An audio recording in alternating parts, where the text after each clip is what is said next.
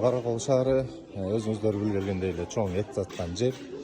Бул жерде өткөндө Каракол шаарынын мэриясы келип эт сатып аткан сатуучулардын баарына ошо бир сыйра субботник өткөзүп, ошо эт кое турчу жерлериңерди, эт сактоочу жерлериңерди таза кармагыла деп предписание берген негизинде мына бүгүн жалпы бүт эт койчу витриналардын пленкаларын алмаштырып, жалпы жерде тазалоо иштери жүрүп жатат.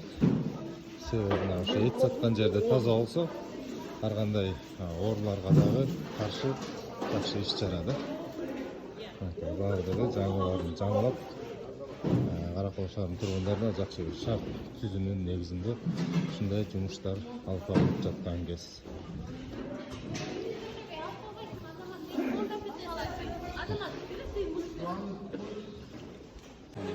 Каракол шаарынын Атлет базарында сандын болуп атат.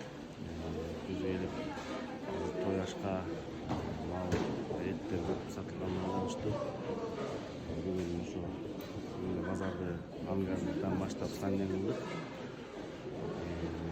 Ошо тазалыкты бизге ошо Каракол шаар мэриясынан ушундай тапшырма келген. Бүгүнкү санден кылып элге таза азык сатууга